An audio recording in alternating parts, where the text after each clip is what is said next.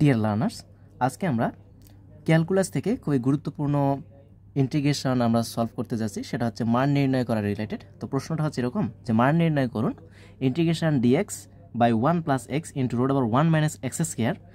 এটার মান নির্ণয় করতে বলছে যে আসলে এটার মান কত আসবে। তো এই প্রশ্নটা প্রভাষক নিবন্ধন পরীক্ষায় সর্বশেষ 2023 সালে চলে এসছে, অর্থাৎ 18তম প্রভাষক নিবন্ধন পরীক্ষা চলে আসছে কলেজ পর্যায়ে। তো চলুন আমরা এই প্রশ্নটি এখন সলিউশন করব। শুরুতেই আমরা সলিউশন দিয়ে আমরা শুরু করতে যাচ্ছি। এটা লিখিত পরীক্ষা চলে আসছে। ওকে, তো প্রথমে আমাদের যেটা দেওয়া আছে, আমাদের যেটা মান নির্ণয় করতে বলছে সেটা আমরা লিখে নেব যে integration dx by 1 plus x into root over 1 minus x square. ব্যাস, এতটুকু আমাদের ইন্টিগ্রেশন সহ আমাদের মানটা দেওয়া আছে। এখন এটাকে আমাকে সলিউশন করতে হবে। তো সলিউশন করতে গেলে আমার এই টাইপের এখানে বিভিন্ন টাইপের আমরা ইন্টিগ্রেশন আমরা ক্যালকুলাস 1 ক্যালকুলাস 2তে আমরা করে আসি। তো যাই হোক, আমি আর ওই দিকে যাচ্ছি না। এখন এটাকে যেভাবে সলিউশন করা যায় আমরা সেভাবে আমরা কাজটা করব এখন। তো প্রথমে আমরা এখানে ধরে নিব এমনভাবে যেন এইটাকে সলিউশন করা আমার পক্ষে সহজ হয়ে থাকে। তো এখানে আমরা ধরে নিতে পারি, অর্থাৎ ব্র্যাকেটের বাইরে আমাদের যেটা আছে 1 প্লাস এক্স, এটাকে আমরা ধরে নিব। তো আমি এখানে লিখলাম যে আমরা ধরবো যে 1 প্লাস এক্স ইকুয়ালস টু, এটাকে আমি জেড ধরলাম। ওকে, তো এখানে বাই আকারে তো আছে, আমি এখানে 1 বাই জেড ধরবো। 1 প্লাস এক্সকে আমরা 1 বাই জেড ধরলাম। তো যদি আমি জেড ধরি, উভয় পাশে এখন আমরা ডিফারেন্সিয়েশন করবো, কেননা ডিএক্স এর ভ্যালু বের করতে হবে। তাহলে 1কে ডিফারেন্সিয়েশন করলে 0 আর এক্সকে করলে ডিএক্স ইকুয়ালস টু, এখানে 1 বাই জেড এর ডিফারেন্সিয়েশন কী হবে, তাহলে মাইনাস 1 বাই জেড স্কোয়ার, যেহেতু ডিফারেন্সিয়েশন হচ্ছে জেডের সাপেক্ষে এখানে, তাহলে ডিজেড। ওকে, এখন এতটুকু যদি হয়ে থাকে তাহলে এখান থেকে আমরা কি বলতে পারি, এখান থেকে বলেন দেখি এক্স ইকুয়াল আমরা কি লিখতে পারবো। এক্স ইকুয়াল এই প্লাস 1টা পাশে যে মাইনাস হয়ে যাবে, তার মানে 1 বাই জেড মাইনাস 1, এটা আমরা বলতে পারি। তো এই মানগুলো আমরা এখানে অ্যাপ্লাই করব। তো দেখেন আমরা কিভাবে কাজ করতে পারি। ইন্টিগ্রেশন, এটা তো অনির্দিষ্ট ইন্টিগ্রেশন, কেননা লিমিট যেহেতু দেওয়া নেই। তো ডিএক্স আছে, ডিএক্স এর পরিবর্তে আমরা কি লিখবো, এই যে এতটুকু ভ্যালু আমরা লিখবো minus 1 by z square into DZ.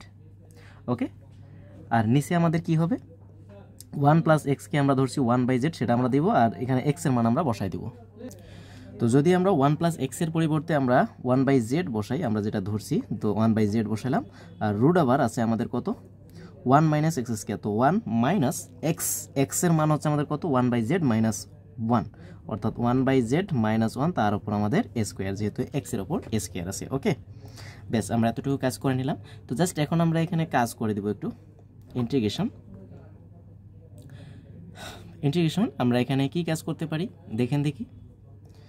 এই যে এখানে 1 বাই জেড স্কোয়ার আছে, ওখানে 1 বাই জেড আছে, তো নিচের একটা জেড আর এখানকার একটা জেড কিন্তু কাটা যায়, তাহলে উপরে 1 বাই আরও একটা জেড থাকবে। তো মাইনাসটাকে আমি যে সামনে লিখে নিলাম, 1 বাই জেড যে থাকবে একটা নিচে, সেটাকে আমি 1 বাই জেড এই আকারে আমি লিখে নিলাম। ওকে, রুট ওভার উপরে ডিজেড আছে, আমি সেটা ডিজেডে রাখলাম, তার মানে 1 আর ডিজেড মানে এই যে ডিজেড এই হচ্ছে।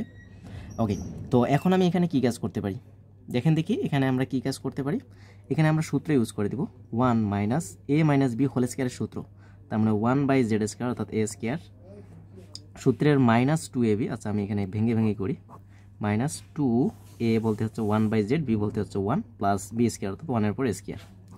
ওকে, এর বাইরে তো আর কিছু নাই। তাহলে minus integration of dz by নিচে হচ্ছে z into root over 1 minus, এখানে মাইনাসটা আমরা কাজ করে দিব, তাহলে 1 বাই জেড স্কোয়ার, মাইনাসে প্লাস 2টা উপরে যাচ্ছে, তার মানে 2 বাই জেড, মাইনাসে প্লাসে মাইনাস 1 এর পর স্কোয়ার মানে 1, তার মানে প্লাস 1 আর মাইনাস 1 আমাদের কাটা যাচ্ছে। তাহলে আমাদের আলটিমেটলি থাকতেছে আমাদের কি, তাহলে থাকতেছে আমাদের minus integration of dz by z into root over 2 by z minus 1 by z square. Okay, এতটুকু আমাদের থাকলো, জাস্ট মাইনাস যেহেতু আছে এটাকে আমি পরে লিখলাম। তো এখন আমরা এখানে কিভাবে কাজটা আমরা আগাতে পারি। তো মাইনাস ইন্টিগ্রেশন অফ, এখানে আমাদের এমনভাবে কাজগুলো করে নিতে হবে যেন আমাদের হিসাবটা সুবিধা হয়। তো আমি দেখো নিচে আমি একটু কাজ করে নিতে পারি। এই যে এখানে আমরা একটু লসাগু নেব, জেড আর জেড স্কোয়ার লসাগু হচ্ছে জেড স্কোয়ার, তাহলে জেড দ্বারা জেড স্কোয়ার ভাগ করলে জেড হয়, জেড আর 2 গুণ করলে হচ্ছে 2z, মাইনাস জেড স্কোয়ার দ্বারা জেড স্কোয়ার ভাগ করলে 1 আর 1 গুণ করলে 1। ওকে, তো এখানে আমরা আলটিমেটলি কি পাইলাম, মাইনাস ইন্টিগ্রেশন অফ উপরে ডিজেড বাই নিচে জেড ইন্টু, দেখেন রুট আবার সম্পূর্ণটার উপর আছে, তার মানে জেড স্কোয়ার উপর আছে, এটার উপর আছে। তো জেড স্কোয়ার আর রুট যদি আমরা আলাদা করি তাহলে সিঙ্গেল জেড পাবো, স্কোয়ার রুট কাটা যাবে, আর উপরে থাকবে আমাদের রুট আবার 2z - 1। ওকে, এতটুকু আমাদের থাকলো। তাহলে এখন আমরা এখান থেকে কী কাজ করতে পারি, এই নিচের জেড আর উপরের জেড আমাদের কাটা যাচ্ছে, তাহলে মাইনাস ইন্টিগ্রেশন অফ, উপরে থাকলো আমাদের ডিজেড আর নিচে হলো আমাদের রুট আবার 2z - 1, এতটুকু আমাদের থাকলো, তাই না?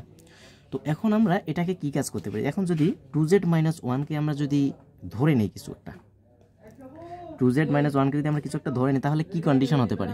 তো দেখেন এখানে আমরা এটাকে একটু ধরে নিতে পারি, এই রুটের ভিতরে যেটা আছে 2z - 1, মানে আবার এখানে আমরা ধরতেছি যে ধরি 2z - 1 ইকুয়াল, যেহেতু রুটের ভিতরে আছে এটাকে আমরা স্কোয়ারযুক্ত মান ধরে নিই, অর্থাৎ পি স্কোয়ার ধরে নিলাম।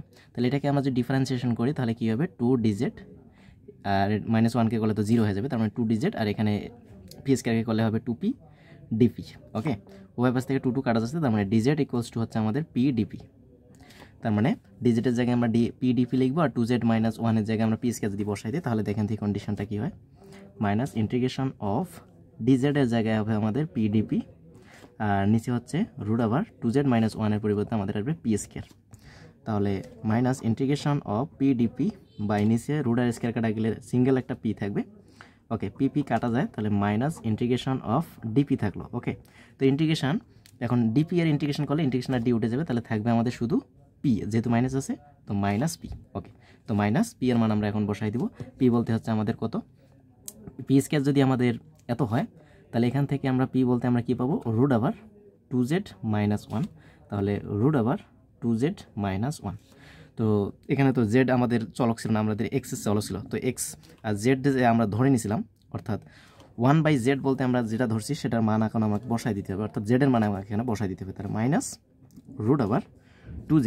আচ্ছা দেখেন দেখি আমরা ধরছিলাম কি, আমরা ধরছিলাম 1/z ইকুয়াল, আমরা ধরছিলাম কি 1/z ইকুয়াল 1 + x, তাই না?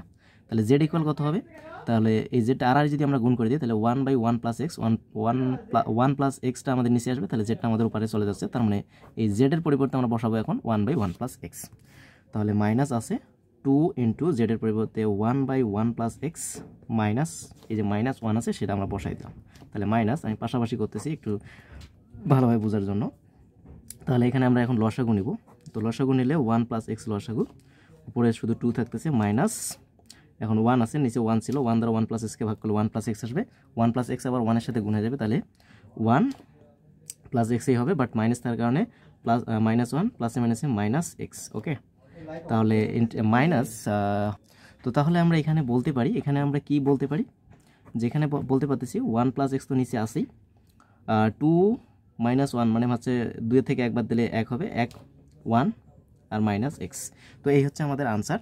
আর যেহেতু এখানে সমাকলন আমাদের কোথায় শেষ হয়ে গেছে, এই যে এখানে শেষ হয়ে গেছে, তো সমাকলন ধ্রুবক হিসেবে আমাকে একটা ধ্রুবক নিতে হবে, সি নিলাম, এখানে আমাদের সি দিতে হবে সব জায়গায়, যেখানে সমাকলন শেষ হয়ে যাবে সেখানে আমাকে একটা ধ্রুবক হিসেবে দিতে হবে, কেননা অনির্দিষ্ট সমাকলনের ক্ষেত্রে অবশ্যই আমাদের সমাকলন ধ্রুবক চলে আসবে, আর নির্দিষ্ট সমাকলনের সমাকলন ধ্রুবক আসে না।